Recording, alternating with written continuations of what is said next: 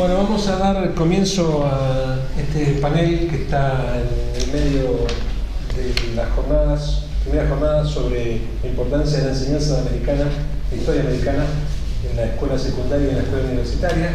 Nuestros alumnos saben, porque se lo hemos planteado muchas veces, que hay cierta avanzada del mundo académico y del mundo vinculado con las autoridades escolares como para limitar de algún modo la presencia de americana en las currículas, y como nosotros entendemos, y el motivo central de estas jornadas es precisamente establecerlo con mayor nitidez, la fundamental importancia que tiene conocer la historia americana para entender no solamente las cuestiones de nuestra América en el presente, sino también nuestras propias realidades, las que vivimos a diario acá en Argentina.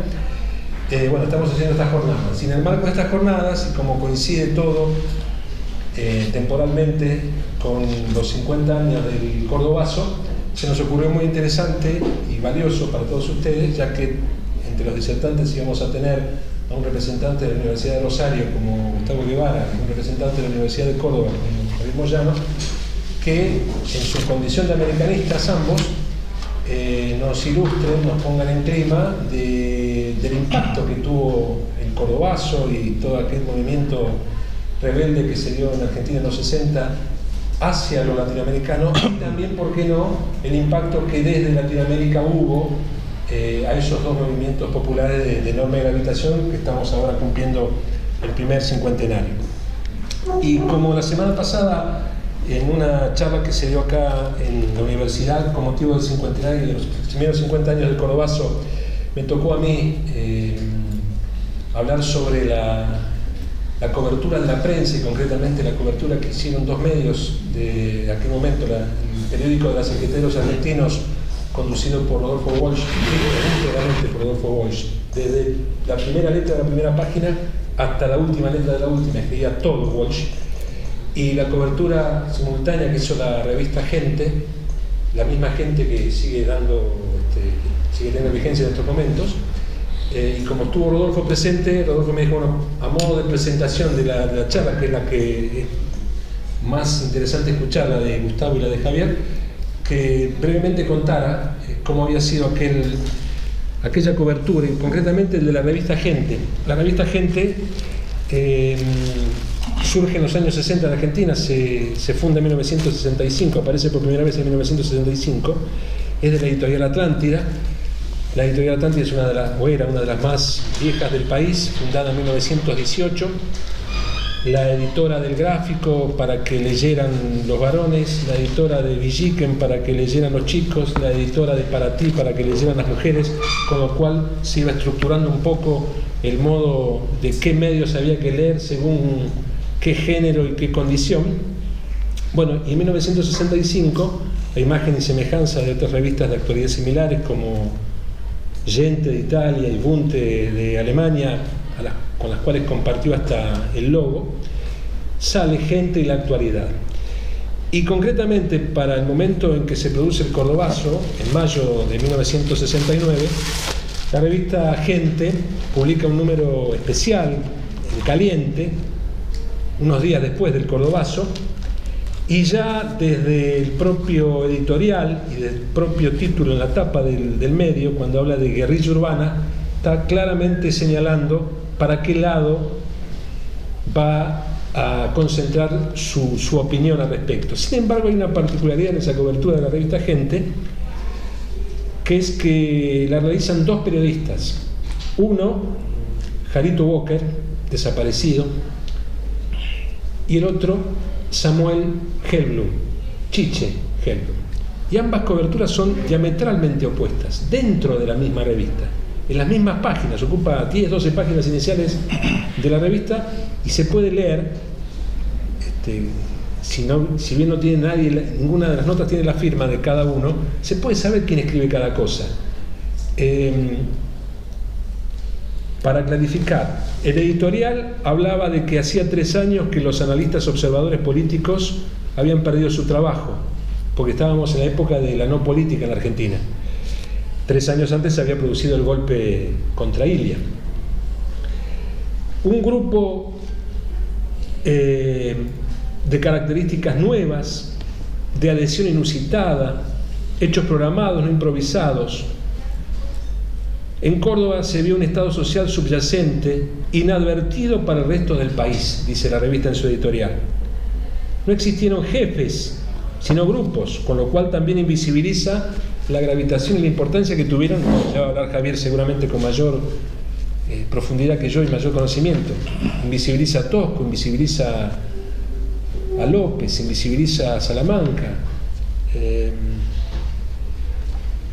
Dice que se apeló a eslogans indiscutibles como la opresión, falta de diálogo y también falta de libertad de expresión para plantear un escenario revolucionario. Entonces la revista en su editorial va llevando adelante un detalle de todo lo que pasó y termina con que es necesario habilitar un tiempo político sin llamar a elecciones, como planteando claramente que no puede pensarse en un llamado a elecciones porque para aquellos momentos todavía la presencia de Perón en el exilio era muy fuerte y el temor también, luego se consolidaría, a que Perón viniera y ganara las elecciones o que el peronismo volviera a ganar las elecciones como las había ganado en el 65, en las elecciones de medio término. Y yo les decía que sin necesidad de que los trabajos estén firmados uno puede saber qué escribe cada quien a partir de la trayectoria posterior. Los reportajes fueron hechos por Samuel Chiche Hedlund. ¿Y por qué sé esto? Porque los reportajes fueron hechos al comandante Sánchez Lahoz, general del ejército argentino, rostro amable e imagen de padre de familia, que dio una esclarecedora conferencia de prensa. Y sin embargo puedo saber que sin tener firma, Jarito Walker escribió sobre los estudiantes entrevistados en forma clandestina, en el anonimato total, para saber cómo se tomó la decisión de acompañar la huelga, la unión con la CGT, el apoyo popular, cómo aún no estaban preparados para la lucha armada. Y sé también que Jarito Walker habló con los heridos, porque hablan de un obrero, de un soldado, el colón neutral. Y también habla con el arzobispo Raúl Primatesta y dice el texto, pero no dijo nada. Y puedo saber también que otra nota a uno de los dignatarios de la iglesia cordobesa de aquel momento la hizo Chiche Hedlund, porque dice: la iglesia con su mirada serena, tranquila, para llevar precisamente paz a un momento de caos que acompaña el contenido general de la revista en aquel momento, y que es ilustrado por una foto donde se ve marchar a todos los obreros desde el sur de Córdoba, desde las plantas de Ica Renault, pero marchando con una tranquilidad que asombra en la foto, porque no se ve ningún atisbo de belicosidad, no se ve ningún palo, simplemente son obreros en ropa de obrero, marchando hacia el centro de la ciudad a formar parte de lo que ellos no sabían que iba a pasar, que fue este episodio que estamos ahora rememorando. Para la revista Gente, sin embargo, esa imagen de los obreros caminando en marcha hacia el centro de Córdoba era la imagen del caos. Y para dar paso ya a Javier y a Gustavo, sin pretensión de exhaustividad, porque no se puede, pero si hiciéramos un paneo, suponiendo Argentina, Bolivia, Brasil, Chile, Ecuador, Paraguay, Perú, Uruguay y Venezuela, los 10 países de Sudamérica. Hay mucha Copa Libertadores acá, por eso tengo el orden establecido. En Argentina, en el 66, un golpe que derrocó un gobierno democrático, débil, cuestionado, pero democrático al fin. En el 69 se produce el Codobazo, antes el Rosariazo del que habla Gustavo. En Bolivia, en el 64, había derrocado Barrientos a un gobierno democrático, conflictivo, ayudado por los Estados Unidos, pero gobierno democrático al fin.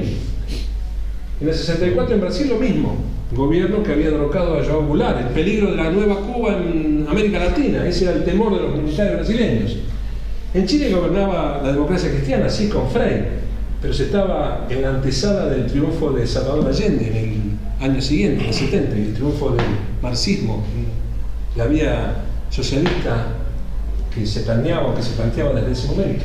En Ecuador hay inestabilidad, gobiernos militares, Ibarra era el viejo presidente ecuatoriano, pero gobiernos que duraban poco, mucha inestabilidad. En Paraguay estaba Stroessner, un gobierno militar, dictatorial. En Perú en el 68 fue el movimiento de Velázquez Uranga, una revolución popular, por lo menos la pretensión de hacerlo. En Uruguay había gobiernos democráticos, pero se estaba también en la antesala de lo que iban a ser los movimientos militares que iban a terminar con esa democracia a principios de la década del 70. Y en Venezuela era la mosca blanca, ¿no? Después sabríamos por qué era la mosca blanca. En todo caso lo entenderíamos con el surgimiento del chavismo y las denuncias de corrupción de todo lo que vivía en la alternancia COPEI-Acción Democrática. Pero estamos ante un panorama de enorme inestabilidad en Sudamérica y por lo tanto el cordobazo y el rosariazo y esos movimientos de insurgencia no pueden considerarse movimientos aislados, sino en una correlación en la que todos los países de América, y si extendiéramos hacia el norte, hacia Cuba, México contra Telolco, podríamos hacer todavía más, pero me limité a nuestros países vecinos, a los países de Sudamérica, que evidentemente hay una relación que me parece que es necesario explorar para entender que el cordobazo, el rosariazo y aquellos movimientos estudiantiles, obreros que se dieron en Argentina en la década del 60 no fueron movimientos aislados, muy por el contrario, que tuvieron algún tipo de vinculación con procesos históricos que son los que como historiadores tenemos que prestarle más atención. Así que ahora termino yo esta introducción que ha sido un poquito larga.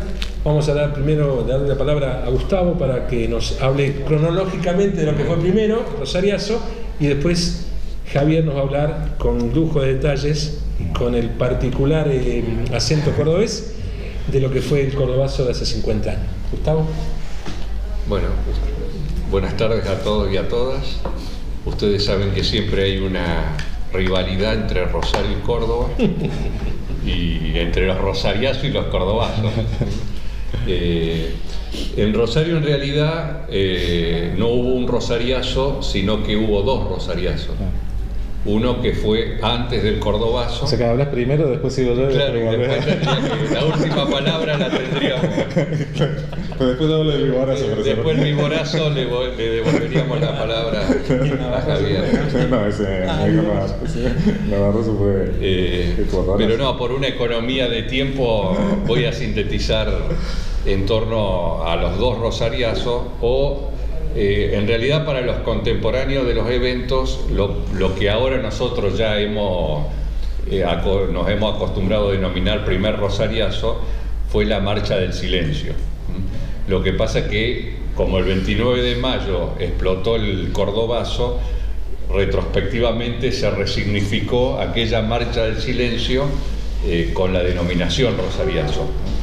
Y en septiembre, el 16 de septiembre de 1969, se produce sí lo que los contemporáneos también denominaron propiamente rosariazo. Enseguida les explico por dónde pasaron las diferencias entre lo que sucedió en mayo y en septiembre.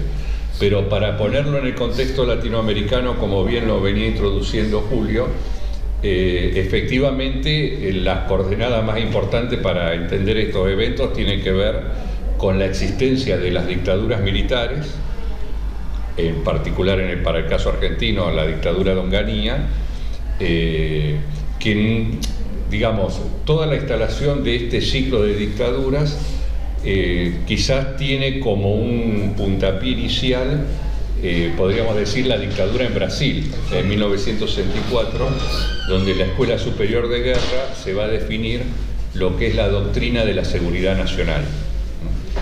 Y la doctrina de la seguridad nacional entonces modifica en parte lo que era la forma de caracterizar al enemigo en América Latina, donde ahora pasa a ser desde este punto de vista castrense el enemigo interno, y uno entonces podría pensar el momento del año 64 como una modificación importante con respecto a lo que se había dado en 1948, 47 con el TIAR, el Tratado Interamericano de Asistencia Recíproca, y el 48 con la creación de la OEA.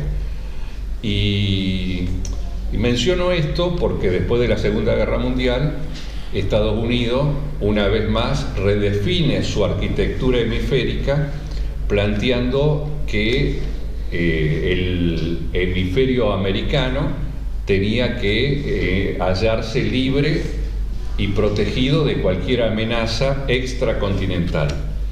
Pensemos que para 1947 esa amenaza extracontinental estaba representada por la Unión Soviética. Entonces el Tratado Interamericano de Asistencia Recíproca establecía que si cualquier país extraamericano agredía a un punto del continente, el resto tenía que solidarizarse en la defensa de ese país agredido. Como nosotros sabemos, en 1982 hubo una guerra que participó Gran Bretaña, que no pertenecía ni pertenece al continente americano, y que el Tratado Interamericano obligaba a Estados Unidos y al resto de los países a solidarizarse con la República Argentina. Lejos de suceder eso, Estados Unidos no solamente no colaboró con la Argentina, sino que tampoco fue neutral, sino que abiertamente dio su apoyo a su socio principal en la OTAN, que era Gran Bretaña. Eso que sucede en 1947, en términos de acuerdos militares, se traduce con la creación de la OEA en 1948. Fidel Castro decía que la OEA era el Ministerio de Colonia de los Estados Unidos. Gran Bretaña y Francia tenían un ministerio con esa denominación para administrar sus colonias. Ahora la OEA se crea en Bogotá, y en Bogotá, en paralelo de que se están reuniendo las distintas delegaciones americanas para transformar la vieja Unión Panamericana en OEA, se produce el asesinato de Jorge Eliezer Gaitán, que era un líder popular, nacionalista colombiano, y el detonante y la reacción pública fue un levantamiento masivo en la ciudad de Bogotá que terminó desembocando en 3 días donde la ciudad quedó bajo el control de la población, bajo el control de los sectores afines a Gaitán, que era un líder con una base popular importantísima, y en oposición a la dominación del Partido Conservador. O sea que si hablamos de rosariazo y cordobazo, estamos usando una expresión que tiene un momento muy significativo en el bogotazo. Ahí aparece como el primerazo, que después, digamos nosotros, el argentinazo para el 2001, es decir, es una expresión que ya tiene una carta de ciudadanía y naturalización, pero que para 1948 fue ese evento culminante.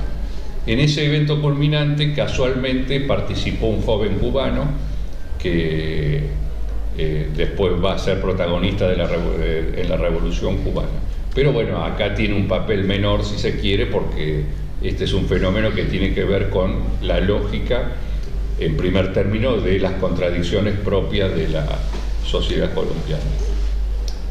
Entonces, tenemos una situación donde los fenómenos de rebelión urbana y control, porque durante 3 días efectivamente el gobierno se replegó, el ejército y la policía se habían atrincherado y la población tenía bajo su administración distintos sectores de la ciudad de Bogotá.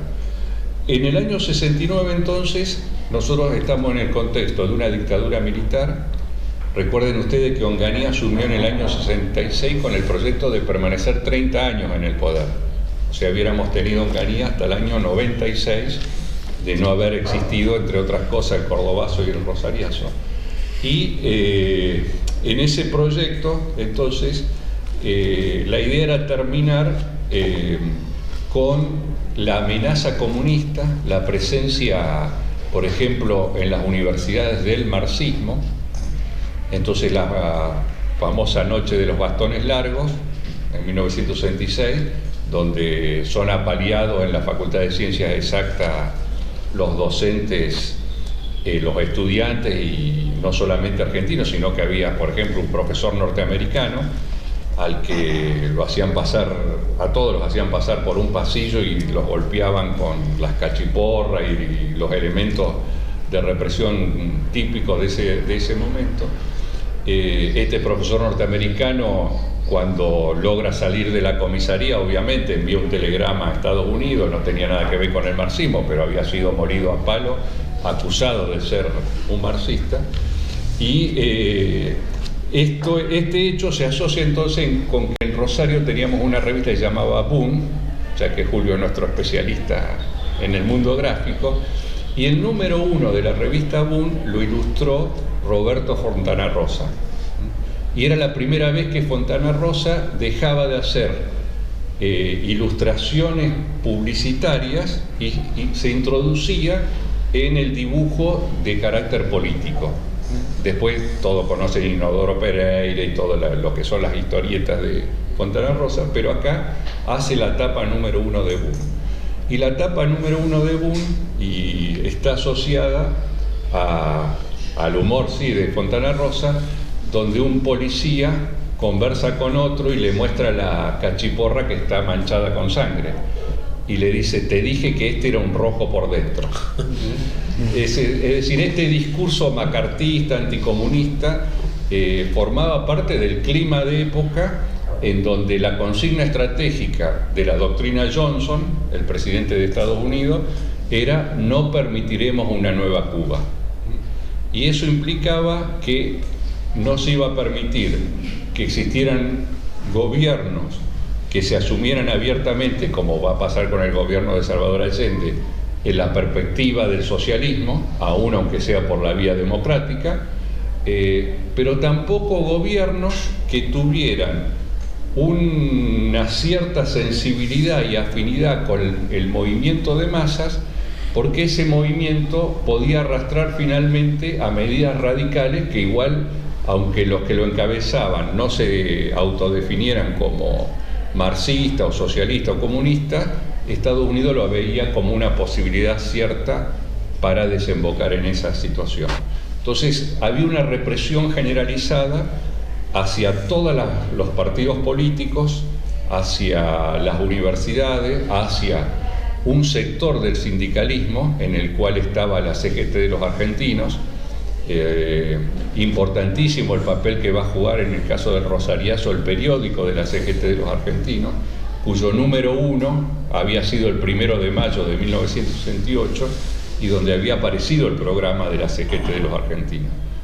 Hay que recordar que el día que asumió Onganía, en 1966, estuvo presente la cúpula de la CGT, la cúpula de la Iglesia, obviamente la cúpula de las Fuerzas Armadas, pero esa cúpula de la CGT estaba encabezada por Bandor, y ahora estamos hablando de esta CGT de los argentinos encabezada por Raimundo Ungara, ¿no? Y entonces, para el primer Rosariazo, mucho más para el segundo, pero para el primero, los dos componentes que aparecen en primer plano va a ser el movimiento estudiantil y la CGT de los argentinos, es decir, el conjunto de sindicatos combativos y comprometidos en esta perspectiva.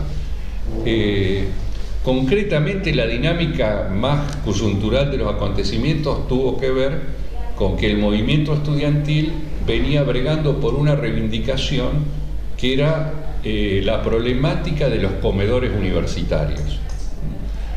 Había sido asesinado un estudiante Cabral en Corrientes, y entonces en Rosario, en el comedor universitario, se hace una asamblea y se impulsa entonces una marcha de protesta en función de lo que había pasado con este compañero, este estudiante que había sido muerto en Corrientes.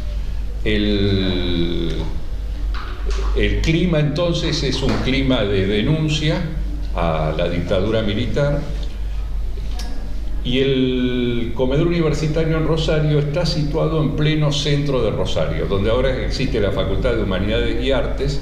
Ahí funcionaba el comedor universitario, o sea, donde nosotros damos clase habitualmente, fue el epicentro del primer Rosariazo. Y fue el epicentro porque el comedor universitario era un punto de encuentro de los estudiantes de todas las facultades. Entonces era el ámbito natural en el cual se combinaba el de ingeniería con las estudiantes de medicina, psicología. Bueno, psicología era una carrera más, todavía no era facultad como ahora, pero en esa asamblea entonces se decide hacer una marcha, y cuando se produce esa marcha, que es el 17 de mayo, va a ser asesinado un estudiante de la Facultad de Ciencias Médicas, de Ciencias Económicas, Bello. Entonces la policía reprime, pero además una represión con balas de plomo. Se había hecho en Corrientes, ahora se replicaba en Rosario con este estudiante. Bueno, la conmoción es muy grande, pero al mismo tiempo existe la censura en los medios de comunicación y todo este clima represivo general que hay. Finalmente se decide que entonces el día 21 de mayo se va a hacer una marcha de silencio. Se va a marchar en silencio como una forma de repudio a lo que había sucedido, y también como crítica al rector, porque hasta 1966 el rector había sido Pla, y ahora, a partir del 66, Cantini era el nuevo rector y no se había manifestado en repudio al asesinato de un estudiante de su propia universidad. Pero bueno, era lógico porque era el rector colaborador, interventor de la dictadura militar. Entonces, la dinámica que van a tener los acontecimientos del 21 de mayo es una dinámica de columnas estudiantiles a las que se suman sectores movilizados de la CGT de los argentinos, fundamentalmente en el centro de Rosario. Y el tema es que empieza a haber una represión, una militarización de todo el centro de Rosario, represión con gases lacrimógenos, digamos, toda esta escalada para disolver a los participantes, y una enorme colaboración del conjunto de la población hacia los manifestantes. Entonces se hacían barricadas y desde todos los balcones se arrojaban papeles para prender fogatas, para disolver el carácter, bueno, los que han pasado por los gases lacrimógenos, si uno aspira, es un martirio estar respirando ese aire, pero si vos prendes fuego, eso quema, no sé, el componente químico y te alivia. Ahora en la última marcha, cuando nos tiraron gases, había compañeros que habían ido preparados con vinagre, limón y leche. Entonces en un pañuelo te respirabas eso y volvías a la vida. Pero en aquel momento se ve que la forma práctica era prender las fogatas para modificar el componente químico que había quedado flotando en el aire. Pero lo que quiero significar con esto es que no era simplemente una protesta sectorial, sino que había un repudio generalizado hacia esa dictadura militar que había venido con la consigna mesiánica de decir: vamos a refundar la Argentina, vamos a dedicar todo un tiempo a lo económico, después venía el tiempo social y de acá a 30 años volvemos al tiempo político. Esta idea mesiánica entonces no podía resistirse de otra forma que no fuera a través de la militancia y la actividad, que también estaban muy influidas, por supuesto, por fenómenos como, habíamos dicho, la Revolución Cubana. El otro día, cuando se hizo este homenaje por los 50 años, en el mismo lugar donde funcionó el comedor universitario, participaron los que eran jóvenes estudiantes, ahora son jóvenes e inclaudicables revolucionarios, pero bueno, ya con 50 años más. Y lo que ellos destacaban, por ejemplo, es que la discusión de aquel momento no era, nadie hablaba de utopía. Hablar de utopía era como una forma de decir, bueno, postergamos la revolución para un futuro lejano. La discusión era reforma o revolución. Este mundo tiene que ser cambiado, hay una urgencia por cambiar el mundo, lo que tenemos que discutir es si a través de reformas graduales o si a través de un proceso revolucionario. Y ahí estaba puesto el acento de las alternativas que existían en debate ideológico político de ese momento. La situación entonces termina desembocando en que los estudiantes, acompañados digo por estos otros sectores, pero fundamentalmente los estudiantes, se proponen terminar la marcha en el local de la CGT, que queda a una cuadra de lo que era la jefatura de policía. Entonces, obviamente que hay una lucha por el control de la calle, y otro de los elementos que hay que tener en cuenta que no existían los recursos que hoy tenemos, el WhatsApp, las cámaras de fotos en los celulares, etcétera, etcétera. Entonces, el acto más osado para poder transmitir algo que estaba pasando en tiempo real era tomar la radio. Entonces hay un intento de tomar el ET8 que fracasa, pero bueno, en aquel momento era inaccesible la llegada a los medios de comunicación, y esto queda, todo esto está pasando a 3 cuadras a la redonda. Un grupo toma el rectorado, un grupo trata de tomar la radio y un grupo trata de tomar la jefatura de policía. Obviamente que la jefatura de policía ni siquiera se pudo estar cerca de esa posibilidad, pero en toda esta dinámica que se está dando en muy pocos metros cuadrados, termina siendo asesinado otro joven que era menor de edad, tenía 17 años y era un trabajador afiliado a la UOM, a la Unión Obrera Metalúrgica, pero también era estudiante secundario, porque estaba completando o sea, tenía la doble pertenencia, ser un hijo de la clase trabajadora y ser un estudiante. Y el asesinato entonces de una nueva víctima que se cobraba la represión volvió a exasperar mucho más toda la dinámica de la movilización, y la ciudad entonces quedó sacudida por aquella situación. Pero lo concreto es que finalizado el día 21 de mayo, el control de la dictadura volvió a ser un control claro sobre la ciudad y sobre el resto del país.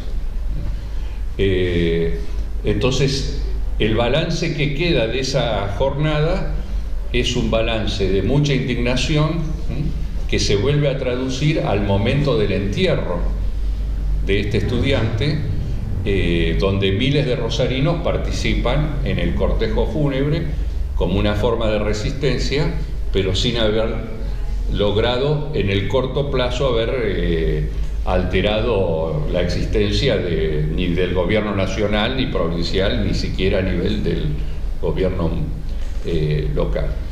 Esta situación entonces va a tener como un gran sacudón, sin duda, cuando venga la situación en Córdoba el 29 de mayo. Una semana después. Una semana después, y entonces lo de septiembre lo dejo para después de mayo, así no adelanto cómo fue el final de la historia. Sí, sí. Dale, te paso la posta entonces. Bueno, pero yo también voy a marcar un poquito antes el caso de Córdoba, también tratando de marcarlo en la historia latinoamericana. Lo primero que quiero aclarar, que voy a robar ideas de los colegas que han trabajado el tema, más específicamente contemporáneos a los sucesos del Cordobazo. Están los trabajos de Francisco de Elich y las reflexiones de José Ricó, o sea, los dos Panchos. Uno no se llamaba Francisco, pero los dos Panchos que escribían en esa época. Ya en la década de los 80 hay ya trabajos más de tinte historiográfico, los trabajos cordobeses de Mónica Gordillo y los de Jane Brennan, que después sacaron conjuntamente un texto, Brennan y Mónica. sobre la temática. Un poco más recientemente, tal vez desde otra perspectiva, el compañero Carlos Miñón ha trabajado un poco sobre la estructura de fábrica en esa etapa. Entonces voy a tratar de más o menos de rescatar los aportes de estos compañeros, pero son todos muy buenos trabajos, pero hay una dificultad a la hora del mercado latinoamericano, el marcar el proceso en Latinoamérica, que no es una preocupación central en ninguno de los que escribieron sobre el cordobazo, a pesar de que en los dos primeros casos, los de Derich y de Aricó, son dos grandes conocedores tanto de la historia como del pensamiento latinoamericano. Al punto que fíjense las metáforas muy sugerentes de Aricó para la Córdoba de esa etapa son la de Detroit sudamericana y la Turín argentina. No son metáforas que hagan referencia a Latinoamérica, creo que son metáforas pertinentes, no es que no sean pertinentes, sino que marcan una preocupación de otro tipo, son pertinentes. Incluso Carlos Miñón más recientemente ha trabajado ciertas comparaciones con la clase obrera cordobesa, la italiana y la alemana, y no es traída de los pelos la comparación, a pesar que en un caso estamos hablando de una industria nueva y en otro caso de estructuras industriales más seculares. Las clases obreras sí son nuevas, en el caso cordobés porque la industria es nueva, en el caso alemán porque estamos hablando mucho de migrantes turcos, en el caso italiano porque estamos hablando mucho de migrantes del sur de Italia. ¿Sí? Que en ese sentido, uno puede establecer con cierta pertinencia comparaciones incluso con situaciones externas a la región. Ahora, respecto a Latinoamérica, obviamente que se puede enmarcar Gustavo adelantó bastante, no voy a repetir las cuestiones que marcó Gustavo, pero sí tratar de remarcar otras cosas. Estamos en el momento de la doctrina de seguridad nacional. Primer punto. La doctrina de seguridad nacional persigue combatir el comunismo, pero además persigue defender los intereses de las empresas norteamericanas. Fundamentalmente, a veces son dos objetivos que no están reñidos necesariamente, obviamente los militares latinoamericanos abrazan la doctrina de la seguridad nacional, y en este contexto es cuando se instauran lo que O'Donnell ha llamado los estados burocráticos autoritarios. De pionero el brasileño, el de Onganía, un caso más fallido porque termina al poco tiempo, pero del mismo tenor, que no solo buscan perseguir el comunismo, sino disciplinar la sociedad. O sea, disciplinar la sociedad para redistribuir regresivamente el ingreso, una redistribución feroz, y modificar las estructuras de poder en nuestras sociedades. Sociedades que además, si algo es común en Latinoamérica, son las tradiciones de resistencia, tanto en los ámbitos urbanos como en los ámbitos rurales. Entonces, ahí tenemos, digamos, la colisión entre una doctrina de seguridad nacional con su expresión local en estos llamados estados burocráticos autoritarios y la resistencia de estas sociedades. ¿Qué buscan en esta redistribución del ingreso? ¿Desde dónde venimos? Venimos del modelo ISI y del estado de compromiso, en algunos casos populista, en algunos casos con otro tipo de articulación entre Estado y sociedad. Estado de compromiso ISI que tienen un claro paralelo con el mercado internismo. O sea, en el caso argentino lo vemos con Perón, pero Ili, a pesar de no tener ese anclaje en el sindicalismo, también intenta un modelo de desarrollo mercado internista, que es el que es volteado en el año 66.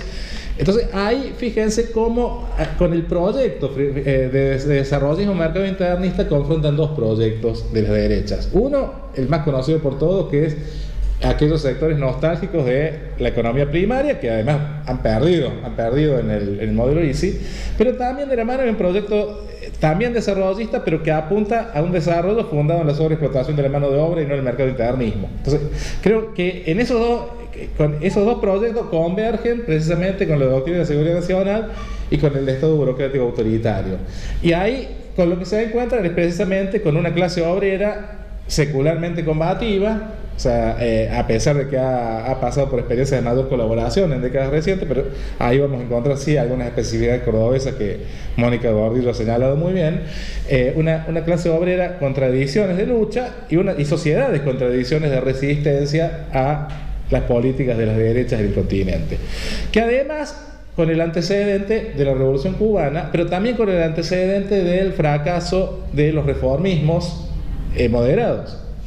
O sea, recuerden que está fracasando la reforma agraria de Frei en Chile, ha fracasado ya la reforma agraria de Belaúnde en Perú, bancadas por la Alianza para el Progreso, y entre otras cosas fracasan porque entran en la propia colisión con los intereses de sus propios protectores, que son fundamentalmente la política de Estados Unidos. Entonces, fracasan, y la salida en muchos de nuestros países de los fracasos de los reformismos son las dictaduras militares. Entonces, si en paralelo tenemos la Revolución Cubana, pero también tenemos los movimientos de liberación africanos, la guerra de Vietnam, vamos a entender por qué hay amplios sectores que abrazan lo que en ese momento se dio llamar la nueva izquierda, digamos. Una nueva izquierda que rompe con el reformismo del PC fundamentalmente y con todos los reformismos que habíamos tenido en nuestro continente. O sea, me parece eso fundamentalmente para tratar de marcar qué pasa en Argentina y qué pasa en el continente latinoamericano en los momentos, los procesos previos al cordobazo. Ahora, ¿cuál es la especificidad cordobesa? Ahí me parece que fundamentalmente la principal especificidad cordobesa es que estamos hablando de una clase obrera nueva.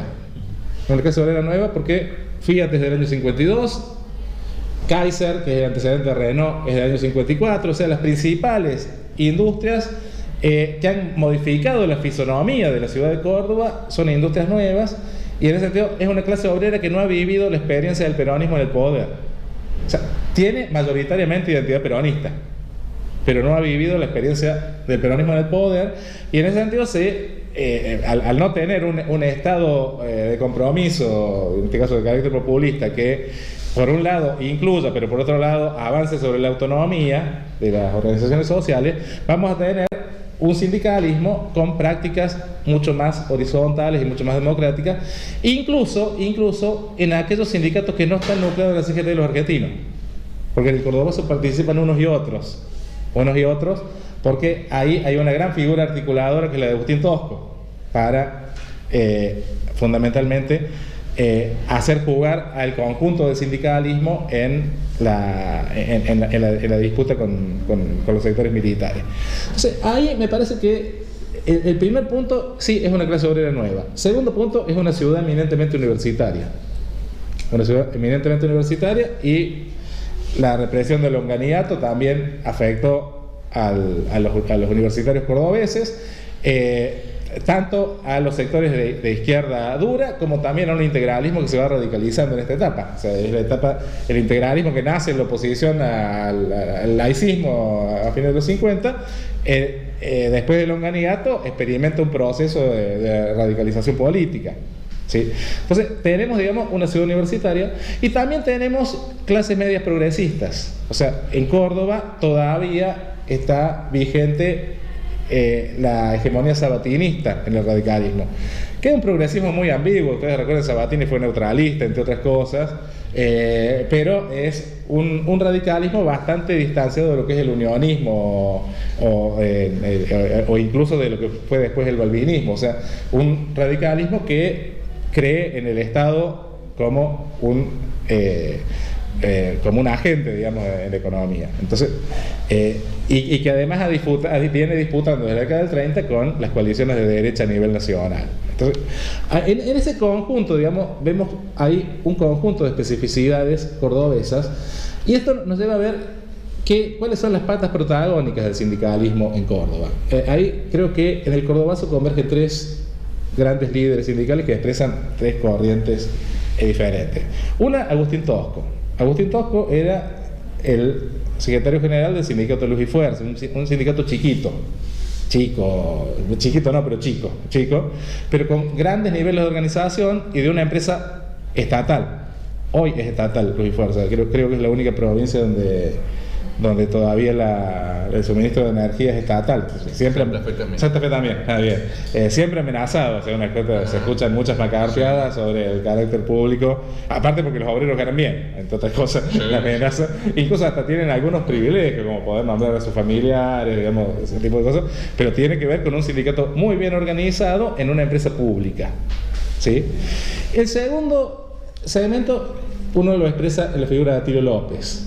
O sea, vicegobernador de Obregón Cano en 1973, depuesto por el navarrazo o el botabonazo o el contracordobazo, como se lo daban a llamar, en 1974, y asesinado pocos meses después cuando salía de verlo jugar a Talleres contra River en la cancha de Racing de Avellaneda, ahí asesinado por la AAA pocos meses después.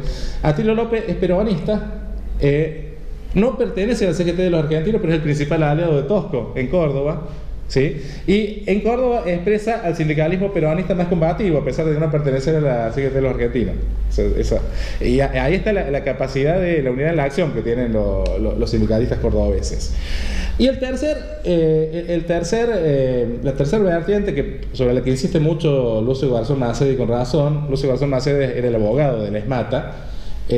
Su análisis no es académico, pero bueno, es hijo de Seferino Garzón Maceda, que fue el maestro de Sadurian, el maestro de Beato, el maestro de Felipe Aneto, o sea que algo de historia y de análisis historiográfico ha mamado, y es muy agudo su análisis, y él fundamentalmente tiende a rescatar la participación de la ESMATA, y creo que con cierto acierto, porque el ESMATA es el que pone los grandes contingentes de masas obreras.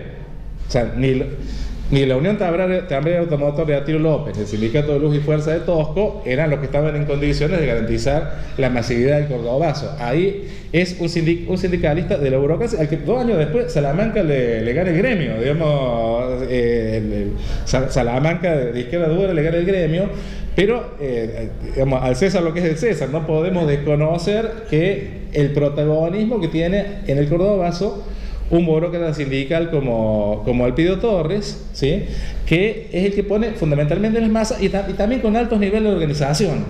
O sea, acá hay entrenamiento previo, digamos, hay los clavos miguelitos, el ir armado de palos, digamos, o sea, más allá del carácter festivo que tiene la movilización, digamos, están preparados que puede pasar cualquier cosa, digamos, y es un sindicalismo de armas llevar, digamos, donde se está acostumbrado a confrontar violentamente, tanto para dirimir disputas internas como para confrontar con la represión. Entonces es fundamentalmente, acá es importante marcar, porque es un sindicalismo que no es, digamos, un sindicalismo de izquierda, el de la ESMATA, ¿sí?, pero que es el que pone en gran medida las masas, pero fundamentalmente no se puede, vuelvo a decir, no se puede soslayar la capacidad de articulación que tienen algunas figuras de un sindicalismo no peronista, como Agustín Tosco, que no solo articula con la totalidad del sindicalismo peronista, sino que es el nexo también con los estudiantes en el contexto del cordobazo, ¿sí? Entonces, en los problemas del cordobazo, yo digo, sí, un estado burocrático autoritario que intenta redistribuir el ingreso. Claro, eran los obreros mejor pagados del país, pero estaban a la defensiva y en retroceso. Hay medidas que están apuntando a que pierdan nivel de ingreso, a que pierdan condiciones de trabajo, y en ese contexto este sindicalismo con prácticas autonómicas, con oposición a la burocracia sindical porteña, ¿sí?, es que precisamente es el que logra ser protagónico del cordobazo, que derrota a las fuerzas policiales, les logra ganar el centro. Al otro día tiene que venir el ejército para terminar finalmente de reprimir y de apaciguar, digamos, la situación en Córdoba. Esto es preparado, pero al estallar también hay grandes niveles de espontaneidad. En todos los barrios hay barricadas, o en muchos barrios hay barricadas, sí, incluso de chicos adolescentes también, digamos. Hay mucho de esto también, pero fíjense que en la ciudad de Córdoba tiene que pasar un día y tiene que venir el ejército a lograr neutralizar el efecto del cordobazo. Y con los efectos, más o menos Gustavo lo dijo, o sea, Onganía no renuncia ahí, pero tanto el onganigato como el gobierno de la Revolución Argentina tiene los días contados. No es casualidad que el operativo Pindapoy de Montonero se hace cuando se cumple el primer aniversario del cordobazo. Además es el Día del Ejército. Además de ser el Día del Ejército, se hace con un gran golpe de efecto, al día del primer aniversario del cordobazo, y ahí sí, ya rápidamente Onganía renuncia, el interregno de Levington no logra estabilizar nada, y cuando sube la anuncio ya lo que está preparando es la retirada. No sé si... Bien. Y Sí. Entonces, Vamos estuvo brillante esta caracterización que planteó Javier, ya para mostrar la diferencia entre lo que fue la Marcha del Silencio y lo que fue el Cordobazo. Porque la Marcha del Silencio entonces predominantemente estudiantil, participa solamente un sector del sindicalismo que es la CGT de los argentinos, que en Rosario, por ejemplo, se había organizado una muestra que se llamó Tucumán Arde. Y era una muestra donde los artistas plásticos ponían en una exposición que se hizo en el local de la CGT. O sea, la CGT convocó a los artistas plásticos para que pongan en imágenes lo que era la realidad social en Tucumán. Entonces, toda la vanguardia artística de Rosario toma ese escenario, pero al mismo tiempo esa situación ayuda a profundizar el debate político. ¿Para qué sirve el arte cuando se están muriendo niños de hambre en Tucumán? Hay artistas que terminan renunciando a pintar hasta el día que no triunfe la revolución, por ejemplo. Como no triunfó la revolución, después alguno volvió a pintar, otros nunca más pintaron, ya vino otra discusión a posteriori. Pero me parece que lo que es importante... hubieran dicho que había el muro de Berlín, podíamos pintar. Claro, nosotros cuando tenemos que dar clases en la escuela secundaria, claro, cada generación viene con un clima de época y una impronta determinada. Y lo que a veces es difícil transmitir es esta idea de que la cuestión de la revolución era una cuestión que estaba en la agenda del día. Piensen ustedes que el golpe de Onganía se hizo con el nombre de Revolución Argentina. O sea, que había que hacer una revolución no se discutía, lo que se discutía es qué tipo de revolución. Entonces la derecha militar tenía este concepto. Frei en Chile hablaba de la revolución en libertad.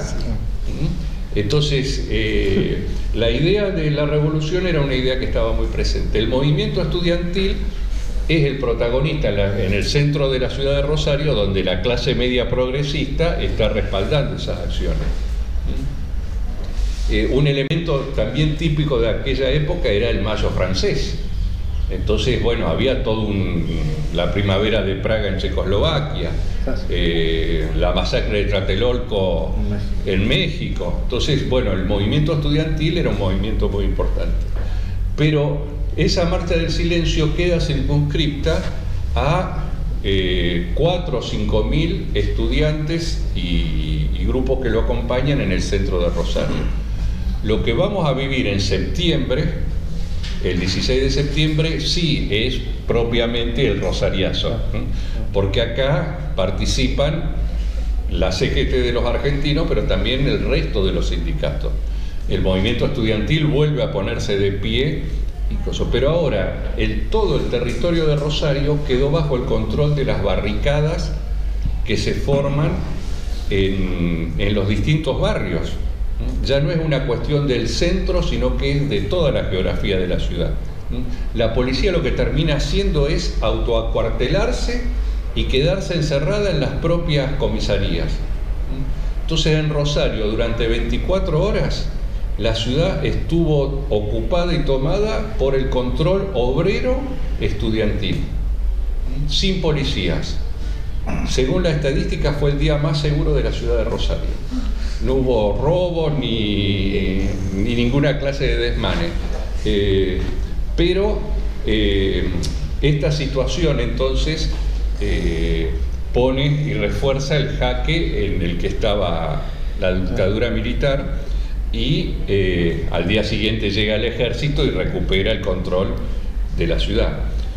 Pero lo interesante, por un lado, pensándolo en relación con América Latina, es cuando una vez un cubano, Fernando Martínez Heredia, la miro a Adriana porque ella es la especialista en Cuba, y me decía Fernando Martínez Heredia que cuando ellos se enteran de que se había producido el Cordobazo, lo vivieron como una luz de esperanza, porque pensemos que la Revolución Cubana sufre un bloqueo por parte de Estados Unidos desde 1960.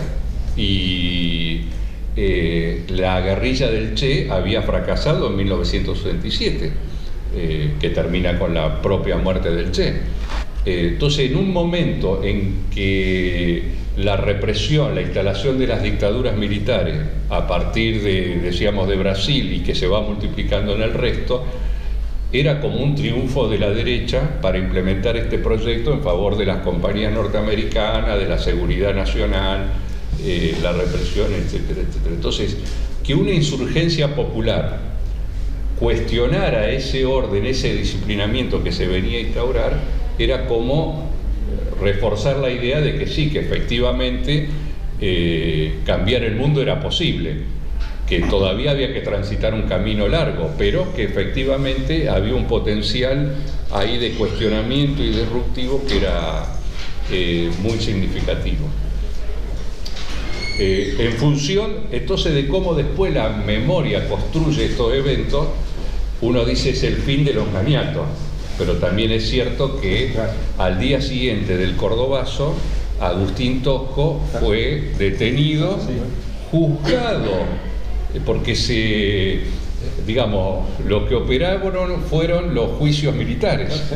O sea, la justicia militar dictaminó la prisión para Ongaro, para Tosco y para toda una serie de dirigentes que habían participado en esos eventos.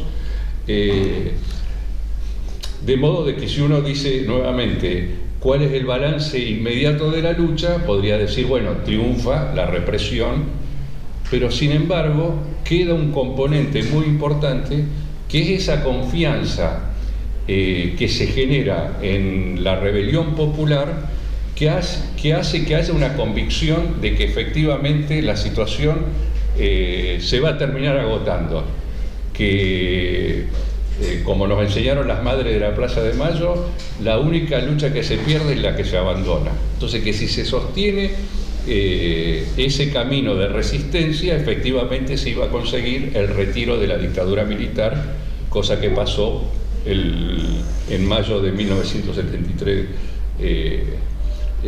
Bueno, la consigna en aquel momento era se van, ya nunca volverán. Y 3 años después hubo un retorno a una nueva dictadura militar.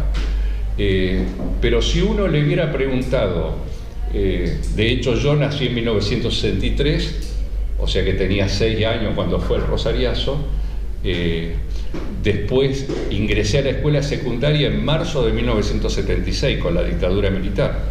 Entonces, el Rosariazo jamás lo estudiamos en la escuela secundaria, no era algo que figuraba en los libros de historia. De hecho, tampoco tenía muy en claro qué era el primer Rosariazo, el segundo Rosariazo. Ahora, lo que sí quedó instalado, me parece, en la memoria popular, tanto con el Cordobazo como con el Rosariazo, es esta capacidad de la movilización popular.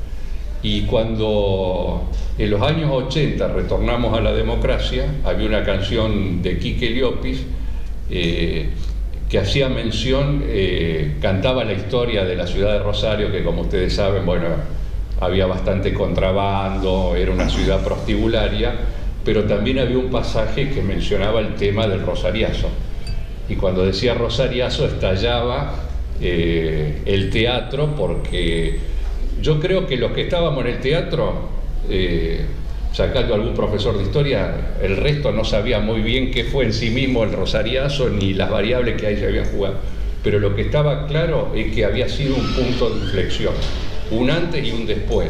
Y que lo que pasó aquel 16 de septiembre de 1969, entonces, con miles de personas en la calle de esta unidad obrero-estudiantil, era una garantía de que ese proyecto que había venido a instaurarse, bueno, había fracasado y aunque sabemos que después la historia siguió teniendo sus contrarrevoluciones, también era un elemento para volver a pensar y a desplegar las banderas de una lucha que todavía sigue, creo, vigente y tenemos como desafío.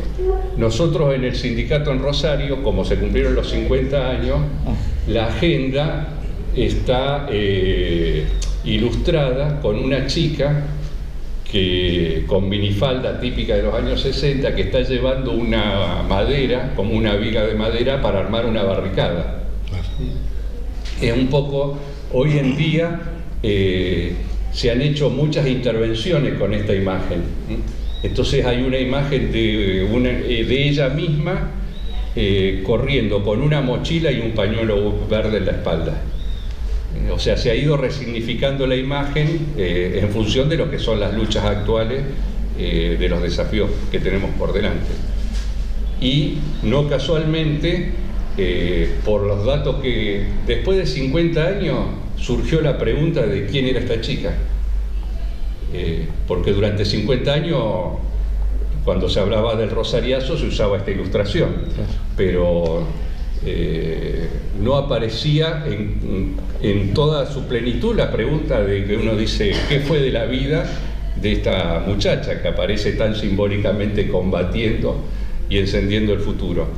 Y por los datos que ahora están circulando, era una estudiante de psicología que había nacido en Tarija, que era boliviana, y que fue desaparecida por la última dictadura militar. Entonces, bueno, la dimensión del rosariazo, del cordobazo y de todos los azos son siempre, me parece, esta posibilidad de transformación que trata de ser acallada con las sistemáticas represiones que vamos sufriendo en el tiempo, pero que a pesar de esos esfuerzos, bueno, las seguimos reproduciendo como una forma de decir, tenemos que seguir dando las batallas, ahora no contra Onganía porque está muerto, pero sí contra todo lo que necesita ser transformado en este siglo XXI.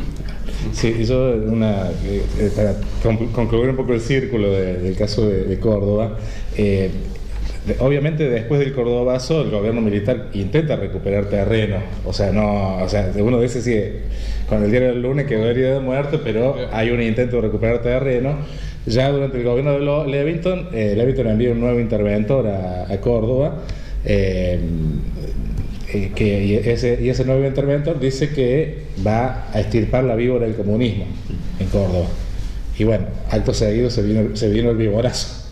O sea, y se llevó puesto ese interventor y poquito después se llevó puesto a Levington. Y lo interesante del víborazo, pues para que veamos que es un proceso también esto, en el víborazo aparecen los primeros francotiradores de organizaciones armadas.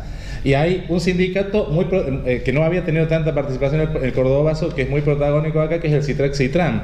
CITRAC-CITRAN era un sindicato de fábrica organizado por FIA, paternalista. Para tratar de controlarlo organizó un sindicato de fábrica y le salió el tiro por la culata porque eso permitió prácticas mucho más democráticas, mucho más horizontales, más autonómicas, y se fue generando una dirección muy combativa. Yo hace 20 años una vez me tocó en un panel sobre el cordobazo también compartir el panel con el Macera Bueno, Macera, dirigente de CITRAC-CITRAN, no el almirante Macera, y él cuando contaba su historia decía, por ejemplo, en un momento de un conflicto, decía, sí, tomar la fábrica fue fácil, lo que fue difícil fue tomar los rehenes. O sea, el CITRAC-CITRAN implica un nivel de radicalización, incluso lo cuestionaban a todos, por decirlo así, ellos se autocriticaron después bastante de ese sectarismo, pero nos está hablando de un momento de radicalización muy fuerte también, y ahí sí, vuelvo a repetir, vemos ya una articulación ya mucho más visible con organizaciones armadas que en el cordobazo habían estado ausentes. Revolución y resistencia, entonces. Sí. Las palabras de aquel momento. No sé si habilitamos preguntas, Rodolfo. ¿Algunas preguntas de ustedes como estudiantes o de Adriana? No sé si tenés alguna consulta, algo que se les ocurra a propósito de esta excelente reseña que han hecho de dos procesos históricos que nos han marcado los argentinos. Me parece que también eso queda como memoria colectiva, ¿no? Hayamos o no hayamos vivido aquel momento, son como cosas que tenemos ya incorporadas y desde las cuales se avanza, ya no se retrocede, por más que en teoría haya habido retrocesos y avances, ya son cuestiones que se han logrado establecer. ¿Unas preguntas? Yo tengo una consulta en particular. Este rol protagónico que juega el movimiento sindical en ambos procesos, ¿es análogo en en el precedente a estos procesos en Colombia, en el Bogotazo, esta cuestión de la característica fuertemente sindical, ya, porque hablaron de un primer momento, por ejemplo, en Rosario, en donde la cuestión estudiantil y no tan combativa en este sentido, y ya cuando los sindicatos toman fuerza en las manifestaciones y lo que implica estas manifestaciones y los sindicatos en el proceder de estas cuestiones, si se dan estos procesos y estos actores de manera análoga se dieron en Colombia como precedente. Claro. Recordemos primero que lo de Colombia fue en 1948. De alguna manera uno podría trazar un paralelo con la Argentina si se quiere, y estamos hablando de un líder que había tenido un rol importante en la denuncia de lo que había sido la masacre de las huelgas bananeras de 1928. En Colombia hay una represión muy importante cuando una huelga de los trabajadores de la United Fruit Company y de otras zonas bananeras aledañas, en aquel contexto proclaman la posibilidad entonces de transformar esa huelga en una huelga revolucionaria, muy influida por la línea de lo que se llamaba la Internacional Sindical Roja. Entonces, esa represión sobre los trabajadores rurales en Colombia, en el Parlamento va a ser denunciada por Jorge Eliezer Gaitán, que era el líder, era un diputado, después ya va a ser un líder de proyección nacional, por supuesto, del Partido Liberal. Entonces, en lo que sucede en el 48 tiene que ver con el asesinato de un líder que es miembro del Partido Liberal. Ahora, el Partido Liberal en Colombia había un sistema bipartidista, básicamente conservadores y liberales que viene del siglo XIX. Pero dentro del liberalismo a su vez hay un ala que es conservadora o moderada. Entonces, Gaitán lo que está representando es, en términos de adscripción partidaria, al Partido Liberal. Pero es un partido entonces que ha defendido una huelga importantísima y tiene una inserción en el campo y en las ciudades, pero el hecho de que sea asesinado de manera imprevista y con las posibilidades de que Gaitán gane las elecciones. Entonces, como si, salvando las distancias, Perón hubiera sido asesinado antes de que se votara en el 46 en la Argentina.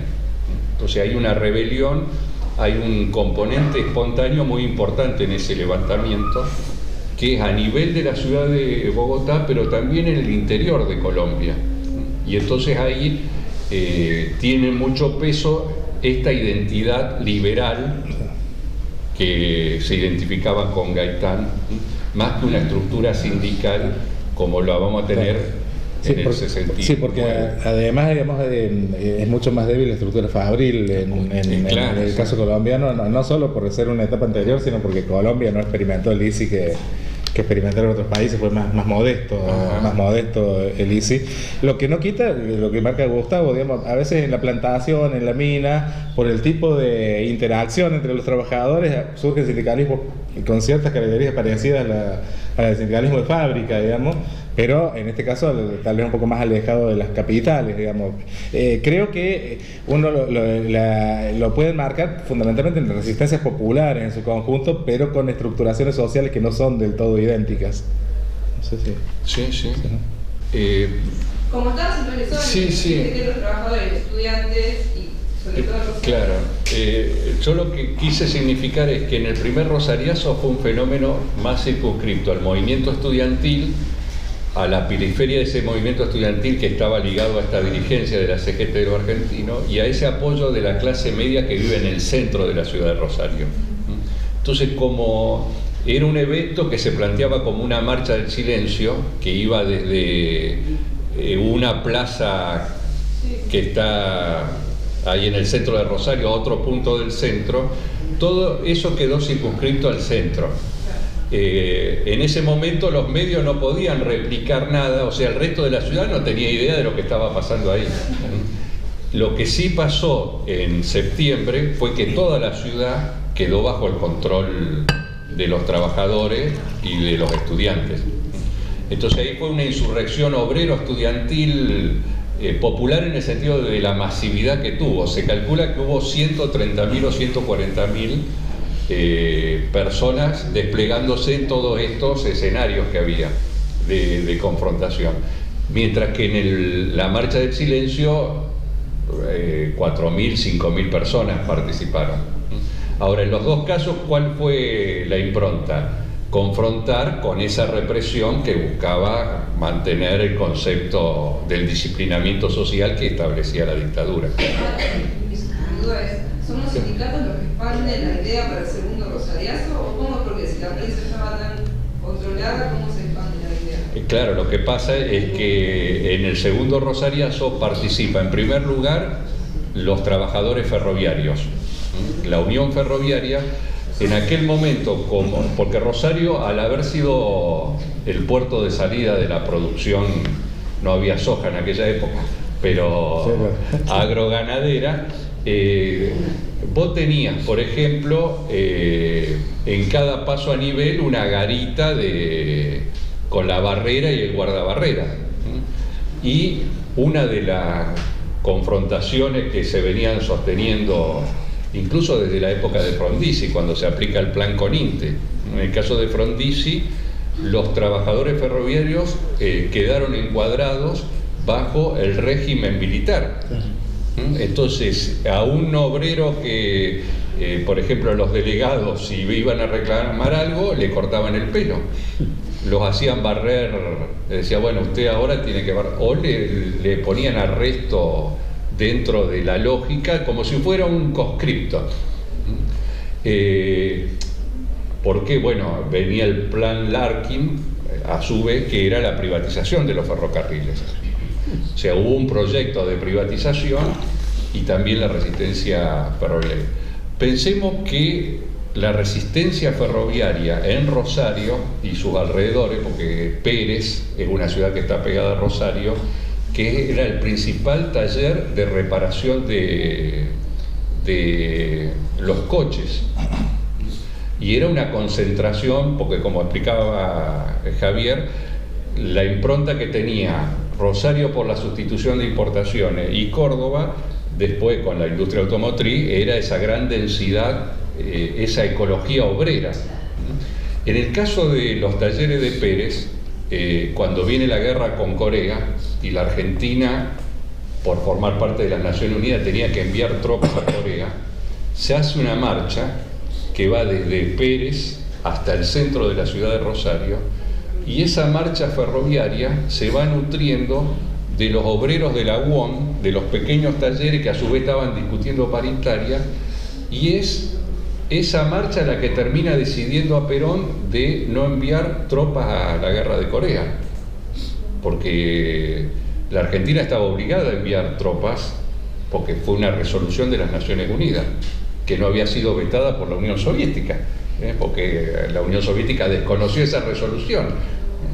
Entonces, el peso que tiene el sindicato, los sindicatos ligados al tema del ferrocarril, porque está la Fraternidad, la Unión Ferroviaria, los señaleros, APDFA, eso le da una extensión territorial.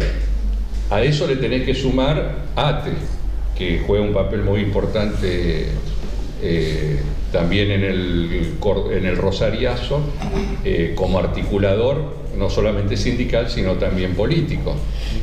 Entonces, bueno, se va nutriendo así de distintas expresiones, donde en la medida en que se armaban los puntos neurálgicos, se prendían fuego a los trolebuses, por ejemplo. Los troles eran los que tienen los cuernos que se conectaban con la electricidad, y entonces, bueno, eso solo ya te esparcía la noticia de que estaba habiendo una insurrección general. Que algo pasaba, claro. Entonces todo eso fue alimentando una situación que dio. Ahora, uno de los elementos, me acuerdo cuando estuvo Osvaldo Bayer, que hicimos el 40 años del Cordobazo, Osvaldo insistía mucho en el espontaneísmo de las masas. Pero lo que también no hay que perder de vista es que Tosco durante 3 años y medio venía planteando la necesidad de un paro general de 36 horas. Y perdió 15 votaciones antes de que saliera la del 29 de mayo. Entonces, bueno, obviamente que hubo un clima que alimentó toda esa situación sobre la base de determinadas organizaciones que venían poniendo en agenda esa cuestión. También eso sirve como ejemplo, ¿no? A veces hay que perder muchas veces para terminar ganando. Efectivamente. ¿Las preguntas? Rodolfo, Alejandro.